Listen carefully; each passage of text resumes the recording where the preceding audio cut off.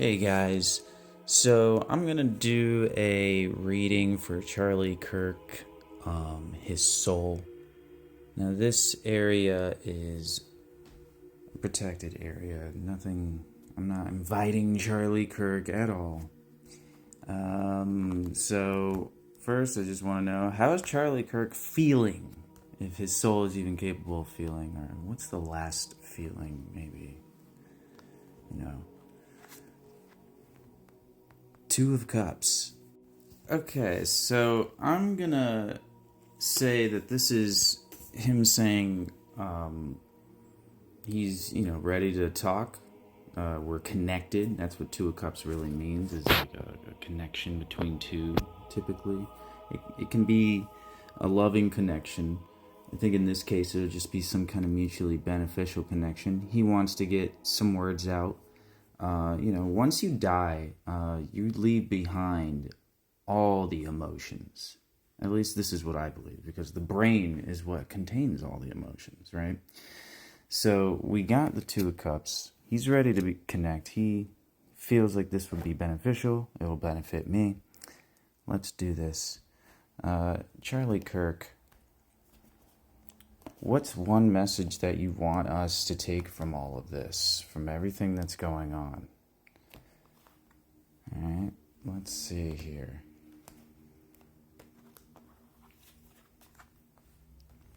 Oh, Six of Swords.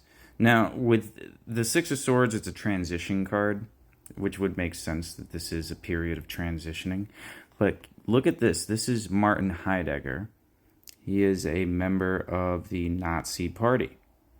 So maybe he's in the part of the afterlife with those guys? I don't know.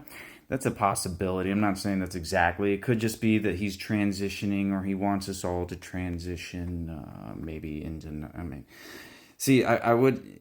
That's probably exactly what Charlie Kirk's resting goal would be. Is he wants us all to transition into some kind of far right nationalist people. So, Charlie, what is it that you last feared about everything before before it all ended and it no longer mattered? What kind of fears? I'm trying to shuffle with one hand. What kind of fears are we looking at? Okay, so no justice. He fears a world without justice. Very interesting. That's a good one. That's a good one to describe like a conservative. There is like this view that the world is inherently fucked, and in order to correct things, we need to go down a route of annihilation and demolition. So conservatives are very concerned with this liberal democracy world not being the just world. Wants things to be more oligarchical. We want more power for Israel, more power for corporations. Okay. All right. So is there anything that you could tell us about Jeffrey Epstein? Is he in the afterlife as well? Is there anything that you can see having to do with him?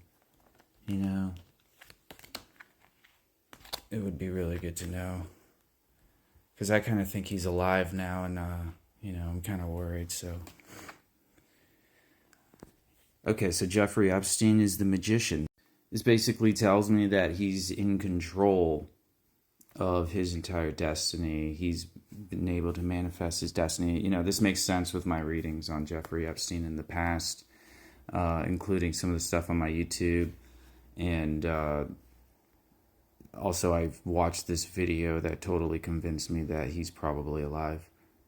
So yeah, I think that kind of shows it that as far as Jeffrey Epstein's concerned, he's still in that state of living where he's able to manipulate reality and manifest things and all of that. All right, I'm going to try to ask as many. All right, so if you are able to tell me something like that about a living person, assumingly, What can you tell me about Donald Trump? What should we know? And I don't need any like glorification things like, oh, he's the king or whatever. I mean, we already know, right? I need something like information, like what revealing stuff. Okay, something's coming, probably. Or maybe Charlie Kirk judges Trump, or Charlie Kirk feels that Donald Trump is being judged, but like on an astral level, or maybe like on the real, right down to the physical world. Maybe Donald Trump's in trouble. What can you tell us about the afterlife? Is Jesus real? Is that all true? I mean, is it Judaism or is it Hinduism? Is it probably something that has nothing to do with the world religions and that it's just kind of incomprehensible? Are you in the process of reincarnation? All right, let's see. It is a complicated question, so three cards probably. It makes sense. Okay. Reverse 7 of Wands, 4 of Pentacles, and reverse 6 of Pentacles. I gotta do a little homework. Okay, so it looks like his afterlife situation. Now, if we read it sort of like from this way to that way, I would say that reverse 6 of Pentacles is saying that he's attempting to kind of like bargain his way out of this existence. And then the 4 of Pentacles kind of tells me that he's still very fixated on like the real world material goals. I mean, in a sense, if he was so greedy that he would live the life that he lived, then that kind of stayed with him once he died. He's a bit fixated on making more money, but now he can't. I mean, he wants to go back to the life that he had, but it's over. And that's what the reverse 7 of Wands is. It's kind of saying that it's done. He has reached the point of no return. It's over for him. And he's not happy. He wants to go back, but he can't.